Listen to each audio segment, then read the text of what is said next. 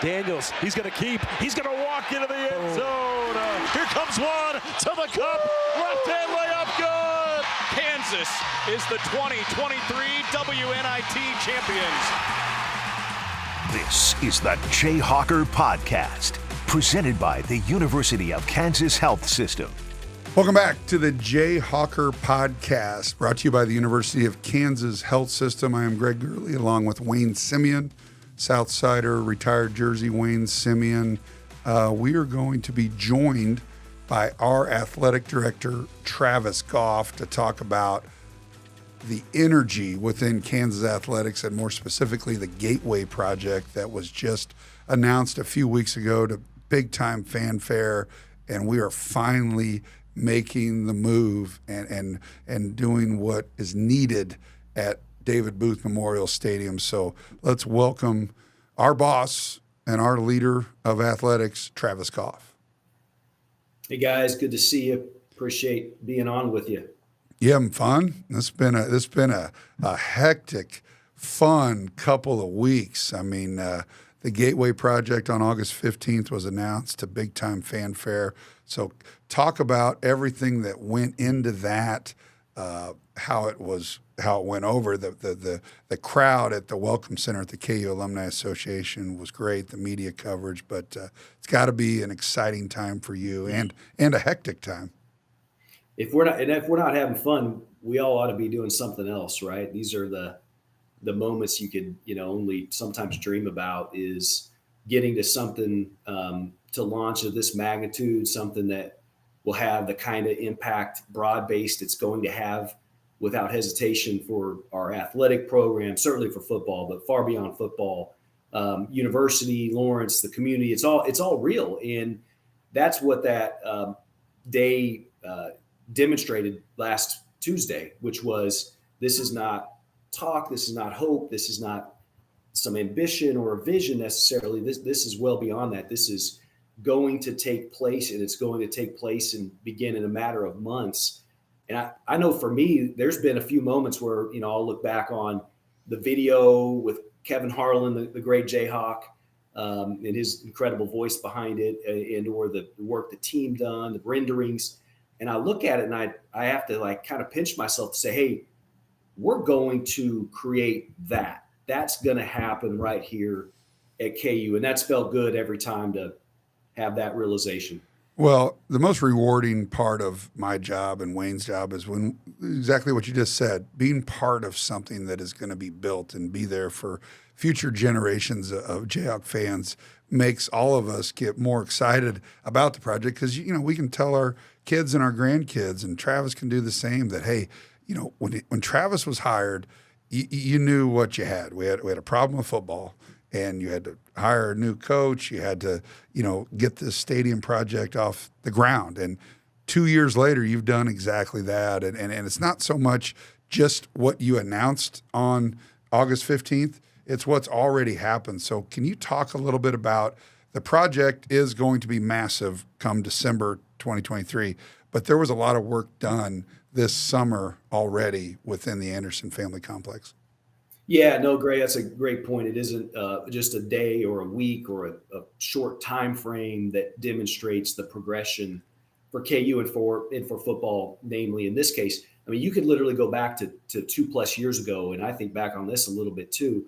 Lance and the staff, when we made that decision and commitment, came to Lawrence, and we had an entire athletic department ready, willing to embrace them and get them embedded in KU and the family and the community, so to speak. And so I'm grateful from the jump that they arrived, and our athletic department, broadly speaking, stepped up to help them get onboarded and to help resource and support them, because that's a part of the story. Certainly Lance and his staff deserve lion's share of the credit, and the young men in the program, but our entire department helped make this thing a reality. And, then you take another step. You go, okay, we go 2-10. There's energy. There's some great signs of progression under Lance. And then we have this exciting stretch last fall, really the entirety of the fall, quite honestly, but certainly 5-0 on ESPN Game Day. And, suitors, so to speak, from all over the country saying, hey, that staff and that head coach in Lawrence we ought to be paying attention to. Well, one of the things I'm really grateful for is our university didn't sit idle. We didn't cross our fingers and, hope that we had continuity, that we didn't sit back and, we thought that Lance and company wanted to be here. No, we took action, and we locked them down with a commitment that I think has been pretty well unrivaled at KU in terms of football. And that's a big part of this story is like, you don't get to launch last week without continuity and continued building around the program, and with a fan base who said, hey, I'm going to be part of this. I'm on board with what's going on. And then you referenced locker room and weight room. We all collectively made a commitment. And again, Lance at the helm saying, let's show this group something right away. We're not here without the young men that stood by KU and who built this position that we're at today. And so getting that locker room and weight room unveiled to them a few weeks ago was absolutely a highlight. And the message from that group prevailing was gratitude, excitement and gratitude. They're so appreciative. They know we're all scratching and clawing to make this program what we all know it can be.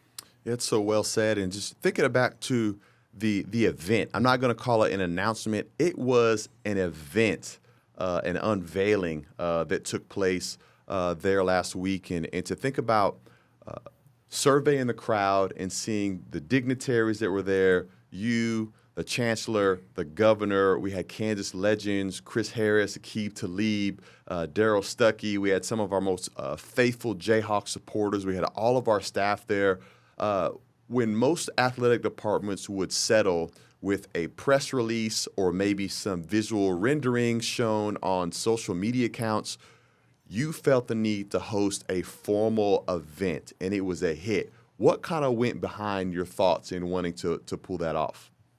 Well, I think, thanks for acknowledging that, Wayne, because I think it's a reflection of the kind of staff and people we have in our athletics program and at KU who weren't going to settle for just some, typical announcement around this thing. But to me, it speaks to a few things. Number one, our place and our fans have waited so long and have gone through a lot to get to that moment to say, this is what the future is going to be around Kansas football and for the university with the Gateway.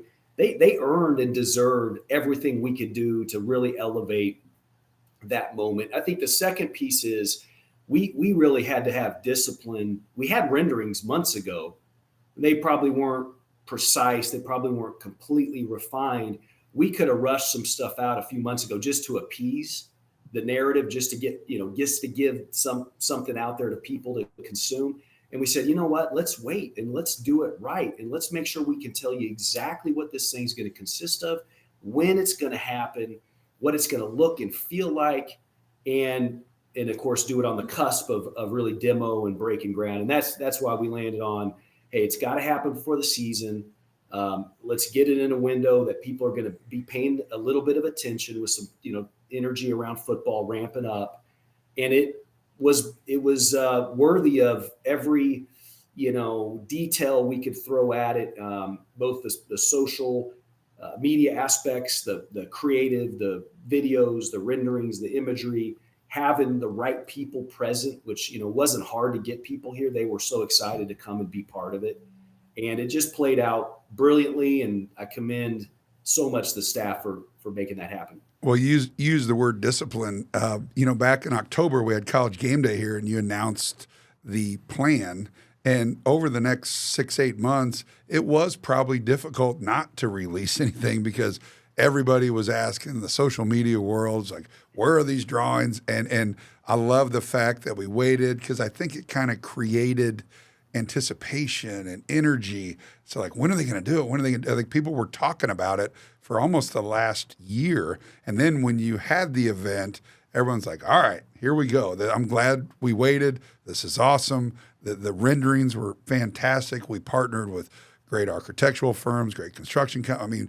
Everything lined up. And again, that took a lot of discipline, I'm sure, by you, because you were probably chomping at the bit to get this out there as well.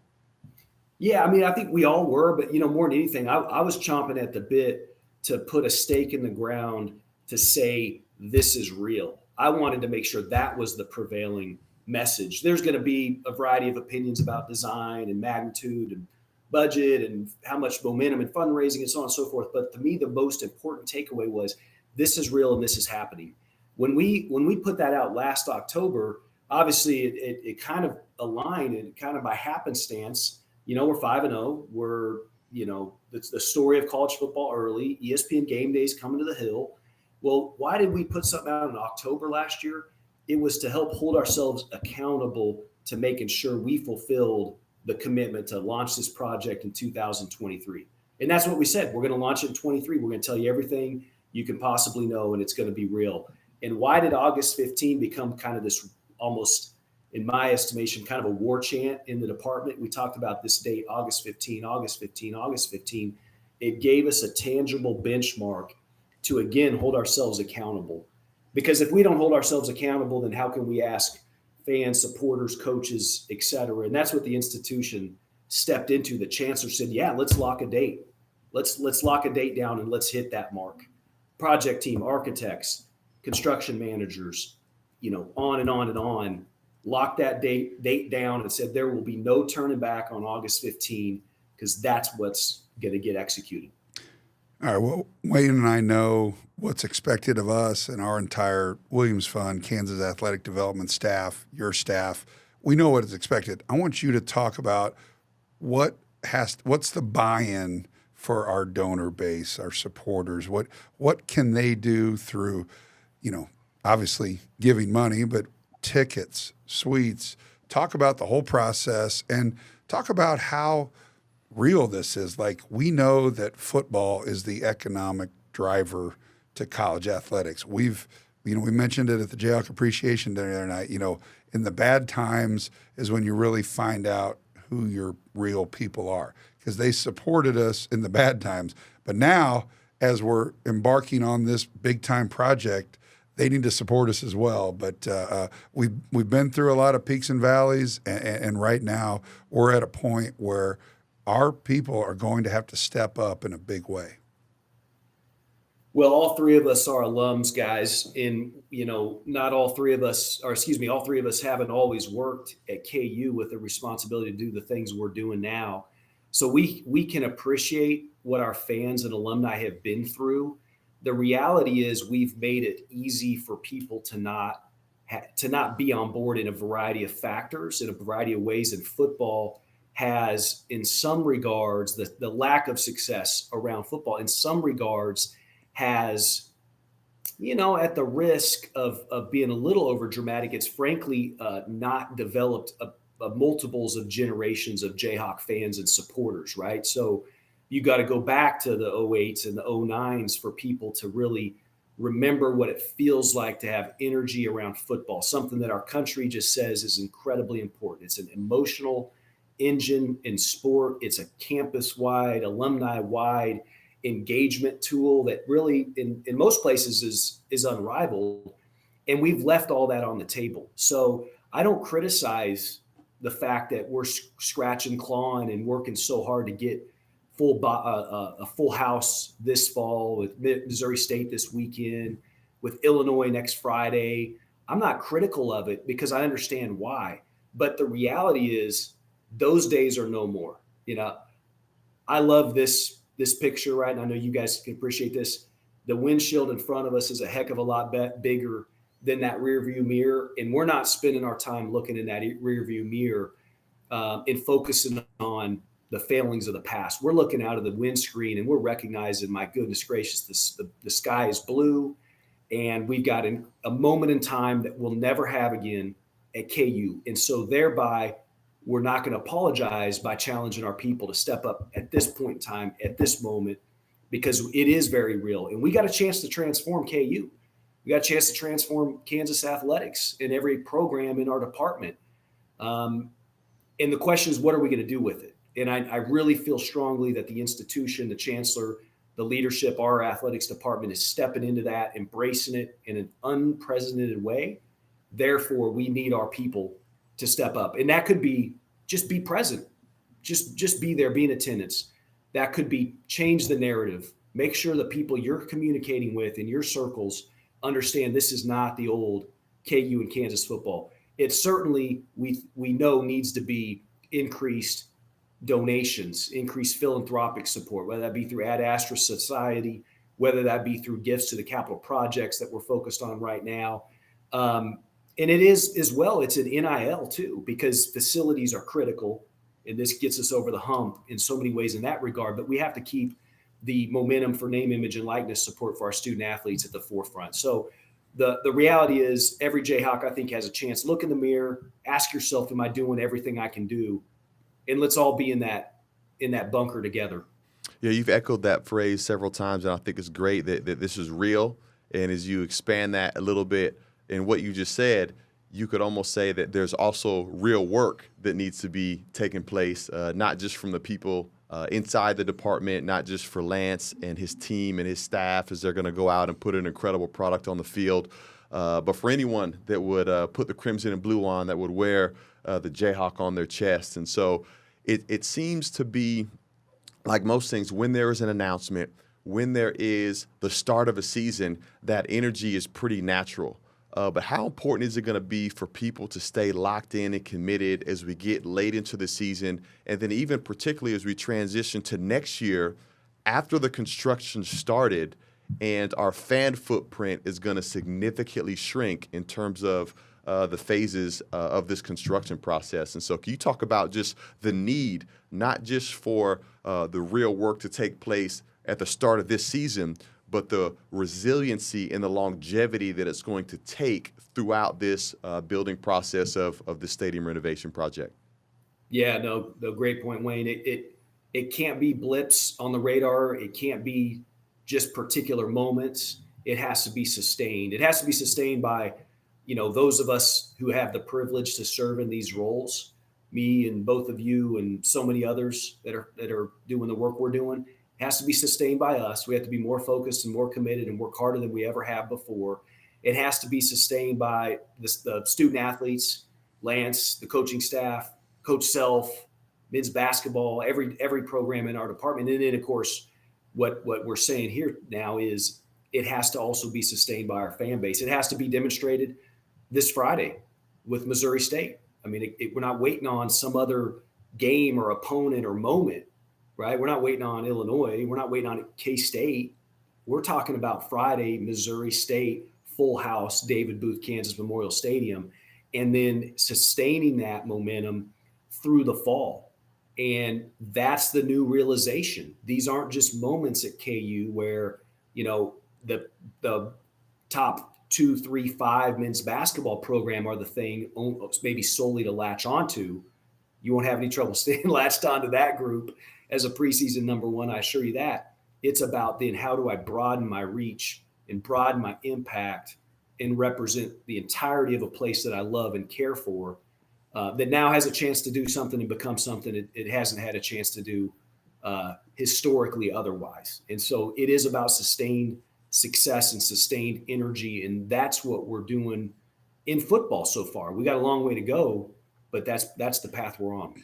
Well, Travis, your team of Jason Booker and Drew and Sean Lester and everybody that you put together to make August 15th a reality, everybody can go to kugatewaydistrict.com. We'll put that here on the screen because your team did an amazing job with the website. And you go to that website and you have, at the end of reading through it all, if you have any questions, you didn't look very hard because they covered just about everything. And if you do go to it and have some questions, call Wayne, call me, call Travis, whoever. We'll answer them for you. But the kugatewaydistrict.com website is amazing. And so I want you to talk a little bit about some of the renderings and why it was important to kind of include some Kansas elements, whether it's the limestone or the light fixtures that kind of have, I think a lot of people on social media looked at those light fixtures and said, what is that? But it's really cool. If you really zoom in on it, it's going to be such a neat feature that will incorporate kind of a wheat look instead of just a big old square of lights like we've seen in 99% of the stadiums. Your team, your creative team have decided to go with something to incorporate some Kansas highlights. We didn't know what that should look like or how that should be reflected. But I think what we did was assemble a team that was really mindful of our heritage, our state, our community, and our institution. And so here it is, right? Both of the lead architects in John Wilkins and Gerardo Prado are Jayhawks. They're KU alums. And so when you have meetings and you're talking about, hey, we've got to find a way to be more embedded in the landscape, more embedded in the hill, we've got to find a way to pay heed to, whether it be wheat, whether it be tall grass, whether it be limestone that's in the fabric of our state, whether it be a little heritage and tradition. It wasn't a struggle for the project team to get that right, because that's who they are too. They all want the same thing.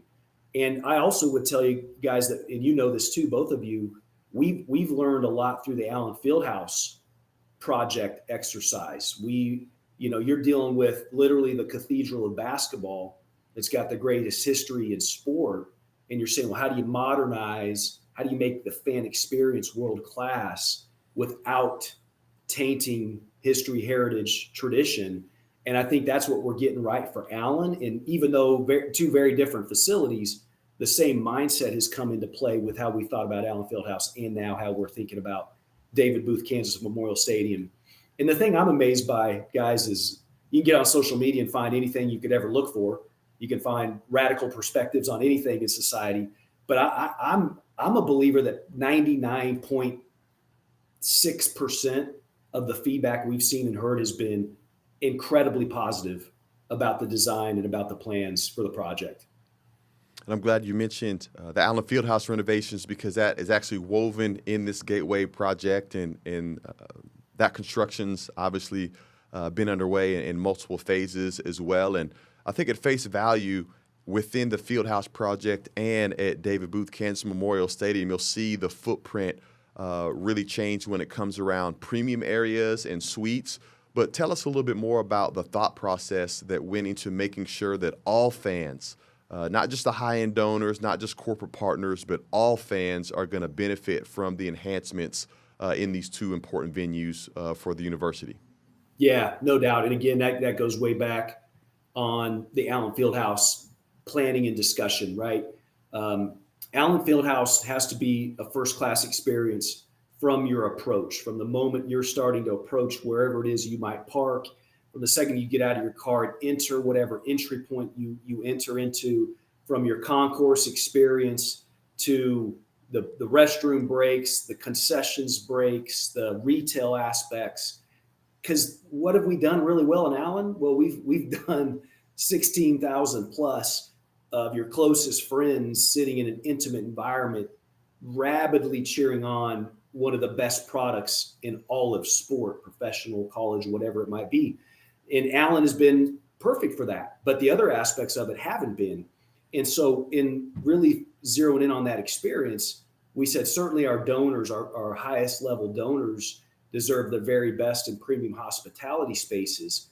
But how about that first time ticket buyer, even single game ticket buyer, certainly entry level season ticket buyer, who's going to be sitting up there a little bit more in the corners, a little bit more removed?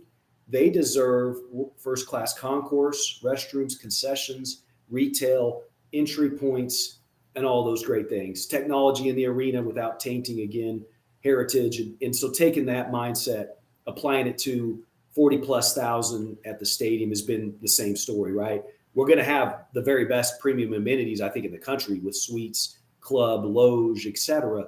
But the quote unquote worst seat in David Booth Kansas Memorial Stadium, I think will be as good a college football experience as any place in the country. And then how do you do it in a way that, comes at price points that can make sure we're open ourselves up to all the different types of individuals we want to have supporting that program. So that's at the forefront as well as we plan those kinds of details. Well, whenever you do a project of this magnitude, whether it be Allen Fieldhouse renovations or Dave Booth Memorial Stadium, the Gateway Project fundraising is at the forefront.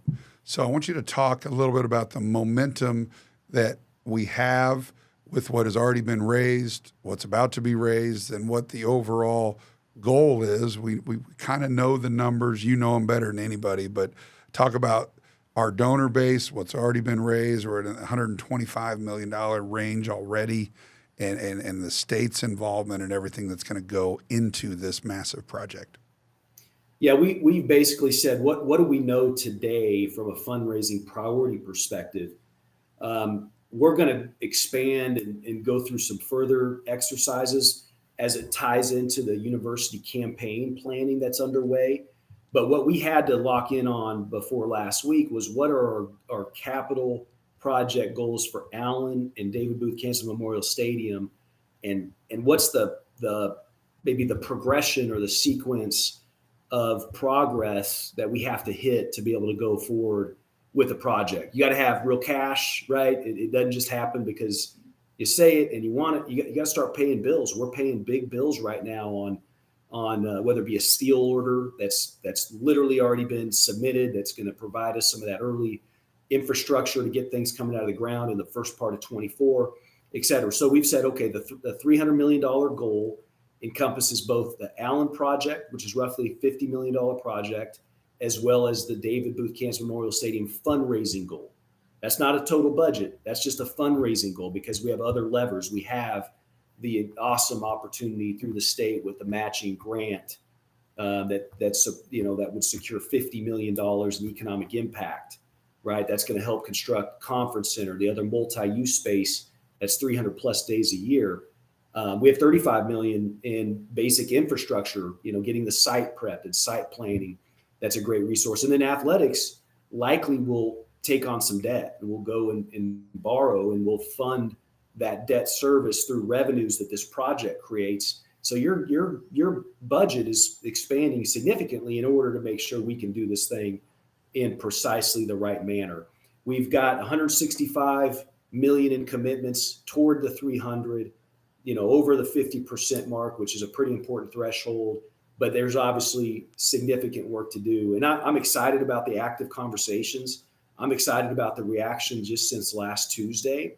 But this isn't a time to sit back and celebrate and say, hey, we're on our way. I'm sure it's just going to play itself out. It's a time to step into it even more aggressively. And I think our people are going to feel that. I think they're going to receive us well as we continue those conversations. And I don't have any question they're going to step up. But we need them to step up. And we probably need them to stretch their comfort zone in the same way KU is stretching its comfort zone. Well, the one thing I know about you and Wayne and me is we're not afraid to ask, and we're going to have to do a lot of that over the next couple of years to get to those goals. And another thing to discuss since the last time you were on was conference realignment and how important this project was. It's important to us because it was needed. But in the broader scheme of things, if we truly are going to be that elite school in the Big 12, football had to take that next step, both on the field and within their facilities. So talk a little about how that kind of manufactured itself that we needed to do, and then talk about the additions and then subtractions to our conference, which now I think firmly cements us in the I don't know if I'm a homer. I think we're the best conference in the country, but reality-wise, we're probably in the middle of those Power Fives, itching to be maybe that second one behind the SEC. But with the leadership of our new commissioner, it's been such a great last 6 months for this conference. It's been huge. I mean, I got here 27, 28 months ago, that first summer. It was the OU and Texas departure, and the Big 12 was hanging on by a thread. That's just the reality of it. And Commissioner Bowlesby at the time, who was leading the league, stepped up and was about action and about creating as much stability as possible. And that's where those four additions at that juncture were so important. And frankly, we wouldn't want we love the four that are starting this fall with us in BYU, Houston, Cincinnati, and Central Florida. I mean, just first class. And those four, by the way, are ready to step into the Big 12. I mean, they're going to be incredible additions early and then throughout their time. A year ago, it was USC and UCLA going to the Big 10. That the ground started moving again. There was a lot of talk about where could the Big 12 survive another major round of realignment. got through that again in large part due to Commissioner Yormark's leadership. And then here we were having built equity and built our brand over really this past year. And then, of course, secured a new media deal at the perfect time. And we were able to, I guess, take advantage, frankly, of a challenging situation. And there were 4 Pac-12 members who were eager to join our league and feel great about it.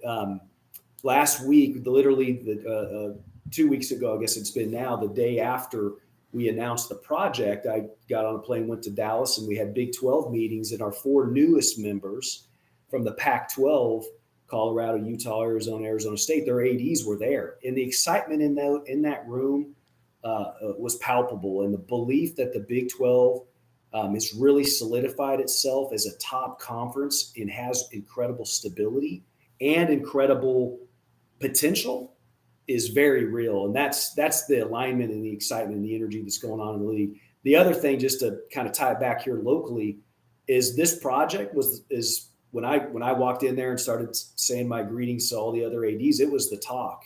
They're talking about, wow, KU is going big in this facility and going big in the sport of football. And not a single one of them feels like KU is anything but a force to be reckoned with in every program, and certainly as it relates to the trajectory of football. Man, I love everything about that. It just gets the competitor in me going, because as you think about the former makeup of the Big 12, you could look at an institution like Texas or OU and think about how successful they'd been, how much money they had raised. You could think about the size of their enrollment, of their alumni base, and it was pretty significant, at the top of the conference significantly, and in a lot of ways by a long shot. And so now that you have those 2 programs transitioning out, the top spot in the conference really seems to be wide open. And again, we're not just talking about in one sport or this or that, but we're talking about the totality of it. And it really seems like Kansas is positioned to be that in the Big 12. Again, not just in one specific program, but in the totality of competition, in the totality of brand recognition, in the totality of, hey, what our med school is doing and what our research is doing. We know those things are important to the chancellor and of course, our community as a whole. And so the competitor in me is like, yes, let's go for it. Let's be number 1 in everything. No doubt. I mean, our aspirations are to be the best and win championships and represent our place at a level that competes with anything in the country, obviously including Big Ten and SEC programs. We wouldn't concede to anyone out there. So why wouldn't we aspire to be a or the leader in the Big 12 in every regard? And I think there's no question the opportunity presents itself. It's an incredible league. I mean, highly competitive in every sport. So it's a certainly an ambitious mark, but again, why settle at KU in any capacity? We're just not going to do that.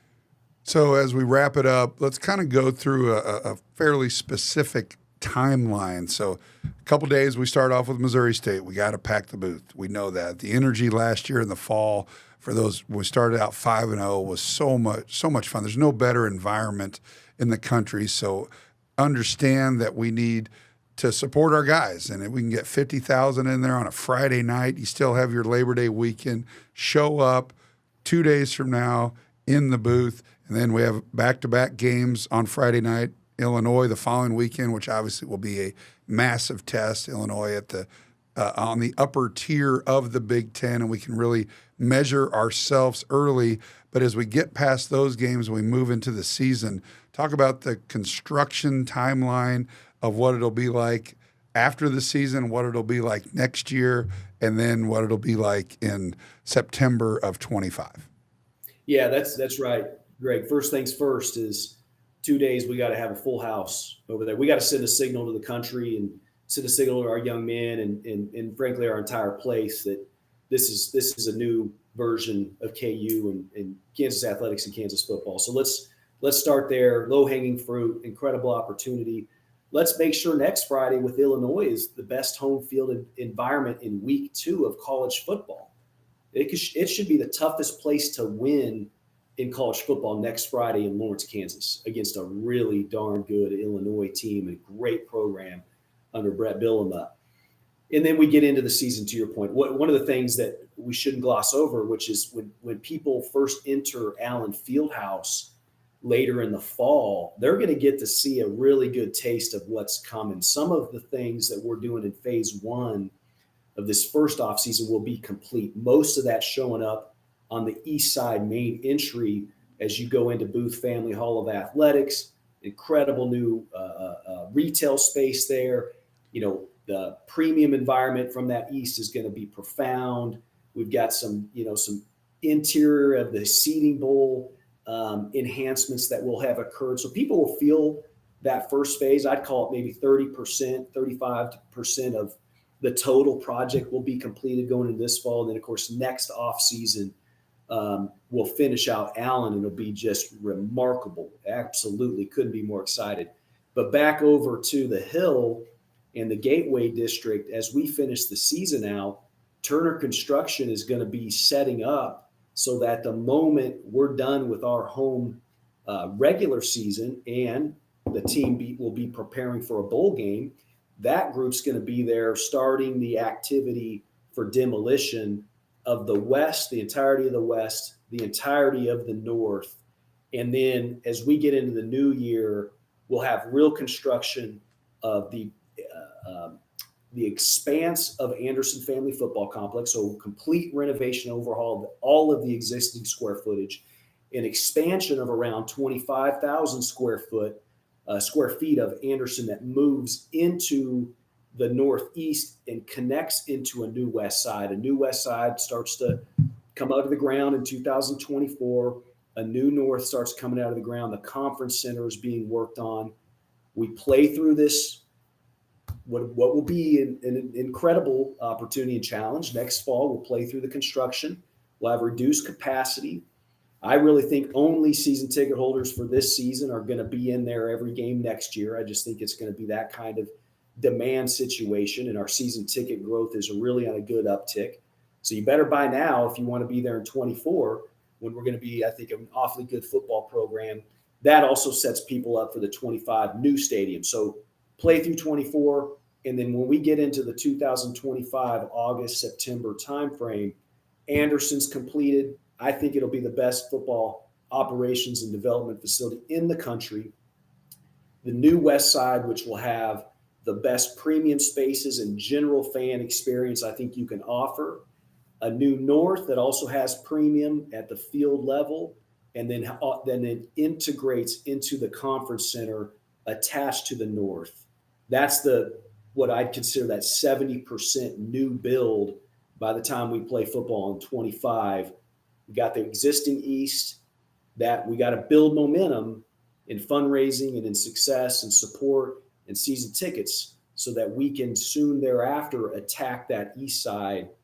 And then the final piece is this fall we get RFPs back from the developer community who will have ideas and concepts and proposals for that East development, whether that be retail, hotel, residence hall, entertainment. So we're going to be looking at how to weave in an East Side grandstand with some of the development opportunities over there as well. So a ton of work to do, but we could not be in a better position at this point.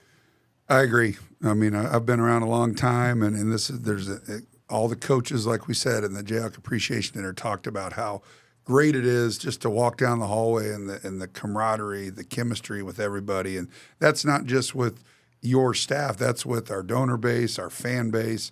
Everyone's on the same page. And not to say we haven't been in the past, but there's a different energy right now because people are excited about football. They're excited about everything. And so it's a great time to be a Jayhawk. It's a great time for you to be in charge, and you're doing a hell of a job. We love it. It's not work for us. It's fun to come to work. And this is why Wayne and I do it. It's just, this is fun. And not many people can say that about their job. Yeah. Well, let me add to that, Greg. You two have long represented this place in such a first-class way, having worn the jersey, competed at the highest levels, been such passionate Jayhawks, different different career moments for you both, but now being back in these roles, you guys have helped us through some of the tough times, right? People have turned to Wayne Simeon and Greg Gurley and said, hey, how do I stand by it? And how do I continue to show up? And you guys have fought, and you've not just said the right thing, you've believed in our future. And now the impact you two are having is so incredibly real and profound. And it gives us such credibility with people out there to know that, hey, two of the greats that love this place as much as anyone fully believe in our vision and in our future. So I'm so grateful to have you two by my side doing the most important work I think KU's ever had in its history. He was very careful in the way that he compared us, which is accurate. Entirely different careers. We've got a retired jersey in the most iconic building in the world and like the eighth guy. So you handled that so nicely. Yeah, he wasn't talking about basketball. Okay, he was talking good. about I was talking our about your times not working. journeys. Yeah. Oh yeah, I'm a way better. Yeah. It's probably the opposite. I'm a way better fundraiser than Wayne. He was a way better player. I get that, but it is nice though to have Wayne and I have a great time like competing in fundraising, because it's like if I come in and tell him I got a guy at X amount of dollars, he'll go out and try to find somebody for $100 more, $100,000 more, or whatever, and it's fun to have that kind of back and forth with you, with Wayne, with our whole staff. So again, great time to be out there and be competitive, since we don't have that athletic ability, or at least I don't. Now I can kind of channel that into something else, which is our alma mater and the place that we love. Yeah, still got a role to play, still got lots of love and energy to devote to this place. So we're just getting started. Big game, couple days from now, Missouri State. Like I said, I know people have plans. It's Labor Day, I get it. But that's why we do the game on Friday night. You still got your Saturday, Sunday, Monday to go be with your family, show up at the booth. We talked about buy-in by our fans, whether that be financial or just buying a ticket and coming to the game. Bring the whole crew and enjoy a great atmosphere, and that'll get you to enjoy it this Friday night, and then the next Friday when it's against Illinois. So we got to support our guys. They're out there in this crazy heat practicing. Granted, we have the indoor facility now. It's awful right now, and Lance Leipold is not taking a day off. They're still going. They deserve our support, your support. Show up on Friday, the next 2 Fridays, and let's prove that we're taking this to the next level. Yeah, well said. And so does volleyball and soccer and cross country. I mean, I just couldn't be more proud of our student athletes, of our coaches, literally there's momentum in every program right now. And I just think the cumulative effect is remarkable. Then you tack on the energy on campus, potentially record-breaking enrollment, right? It feels like record-breaking enrollment to me, just moving around campus, record-shattering, to be honest. The alumni engagement piece is, I think, at its highest level. Our partnerships, endowment, alumni association, they're not just good and healthy, they're real, they're substantive. And those kinds of things are making, literally the previously unattainable is occurring right here in front of us. Well, I'm glad you mentioned it, and this will be the last point, in the fact that this is an unprecedented freshman class. We had a big football event last Friday, a couple Fridays ago, at the indoor facility. Then I walked down to the stadium, and they were having traditions night where all the freshmen go, and our coaches and our alumni, everybody leads them in, how to learn about their tradition at Kansas in their first day on campus or first week on campus. It's not official yet, but it's probably going to be our largest freshman class ever, which in our world right now, in our country, higher education, every school is on the decline. We're on a massive uptick, and that has a lot to do with athletic success. That has a lot to do with our donors providing dollars to attract out-of-state students. We're going to be at roughly the highest we've been in a long, long time with out-of-state students. People want to come here, and look no further than our leader, and that's Doug Girard, who's done an amazing job. And, oh, by the way, gets athletics, understands that this Gateway project is the entrance to our university. We have graduation there. We have Saturday football games. I mean, it is the focal point and the entrance to our university. He's the best. He's the best in the industry, and he's the perfect leader for KU. Well, to our leader, Travis, thanks for your time. Thanks for all the info, Gateway Project. Check us out. Go to that website. We know you're going to get all of your questions answered, and then you're going to call Wayne and I, and we're going to have a competition who gets more phone calls. I'll put my number up there. I won't put Wayne's up there so I can beat him. How about that? But people are going to stop taking your phone calls if you show all your cards. Yeah, that's a good point. It's a good point. But this has been a really fun edition of the Jay Hawker Podcast. A lot of momentum. Jay Hawker Podcast brought to you by the University of Kansas Health System, the Downtown President Hotel. Call Philip Stranad. Stay and play. If you're going to a concert, you're going to our game against Wichita State in late December, stay at the President Hotel Big 12 tournament. They do an unbelievable job, and they're a great sponsor of this program. So I am Greg Gurley. This is Wayne Simeon. Thanks to Travis Goff. Jay Hawker Podcast brought to you by the University of Kansas Health System. Rock Chalk.